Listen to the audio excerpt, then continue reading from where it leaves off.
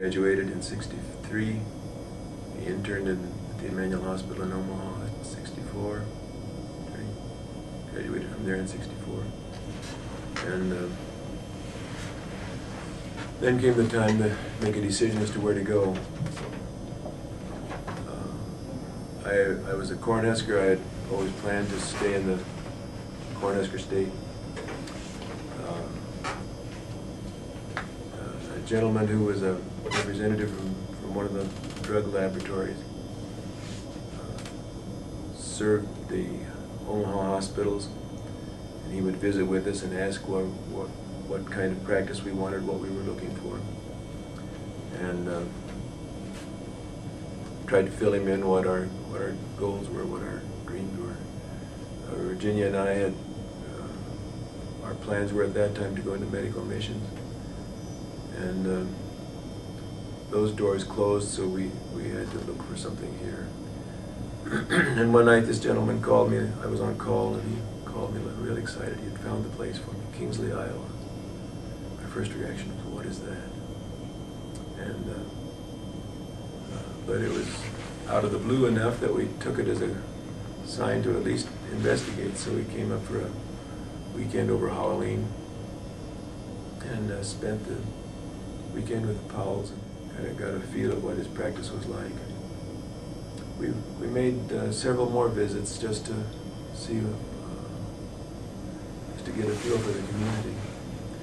And we just spent time with the pharmacist and with other businessmen. And Dr. Powell had a partner earlier, and he was trying to maintain that two-man practice. And he was just a very tired man, oftentimes would come and just be so beat. And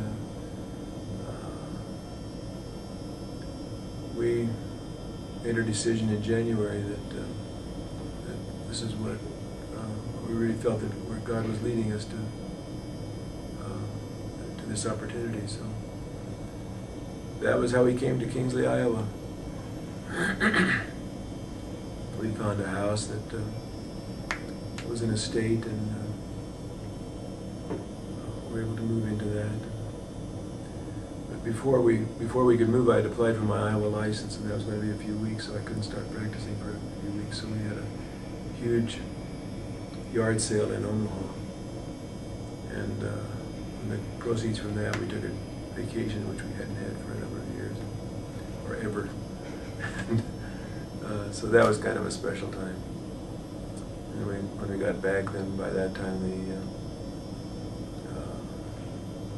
license process had been completed, and I was given my Iowa license.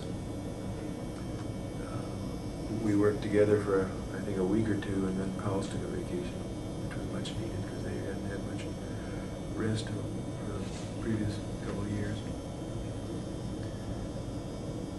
Things have changed since '64. We lived right across the street from the funeral home, and people often intimated that I just rolled my mistakes across the street, but we did work a lot with Herb Michelson was the undertaker at that time, and as in so many communities, the undertaker was also the ambulance provider. So Herb had this station wagon that he would make calls, and if it sounded pretty bad, he'd call me or Bob or Dr. Powell and take us with him on a run. Or if we knew it was a bad scene, if we'd get called, I would call Herb, and we would take off in the ambulance for the situation that we were addressing. We've come a long ways. We now have well-equipped ambulances and well-trained EMT crews, and it's a whole different ballgame. But I guess in the beginning years of practice, it was a little more hands-on.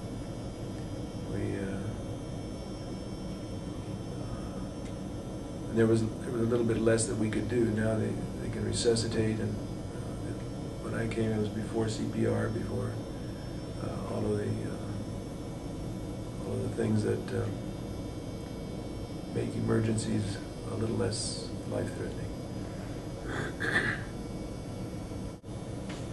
I don't remember the year, but we had a couple of years where the flu epidemic really hit, and we were just swamped.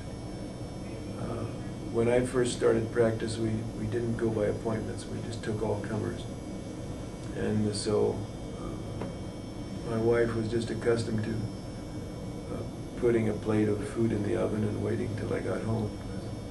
She had to get the kids to bed for school and this kind of thing. And oftentimes we wouldn't get home till 6:30, 7, 8 o'clock. We made a lot of house calls at that time, so we make the house calls and the nursing home calls. And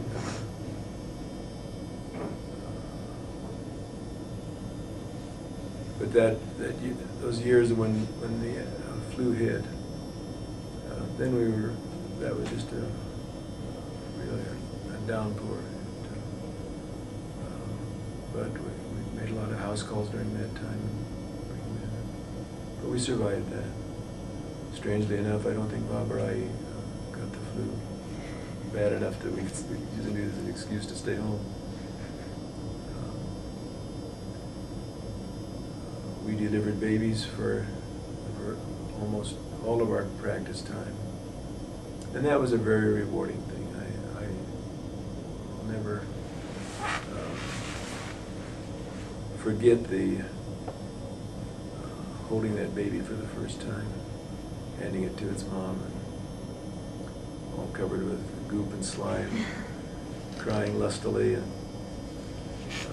that was really a highlight of the practice.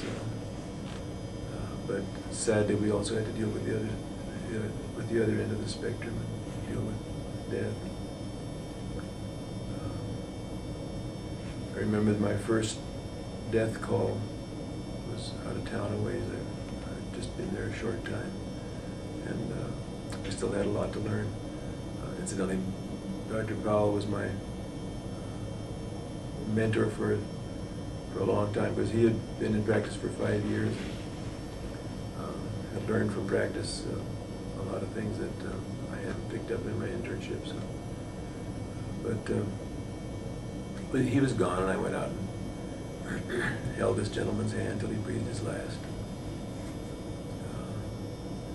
I guess by today's standards, we would have called the ambulance, and maybe even the airlifted him to the hospital. But there was a little bit of a philosophy of it was meant to be. I don't know if you've ever heard that expression. Maybe your grandparents have used that. When something bad happens, now we have to have a reason for it. We have to have an explanation and necessary litigation. And but at that time, and I grew up with this generation, if someone passed away or something bad happened, it was meant to be, we'll bury them, we'll get on with our lives. And now there's so much more that can be done. We had a good relationship, Dr. Paul and I. In some areas we disagreed philosophically, but as far as the practice of medicine is concerned, we were pretty much in one accord.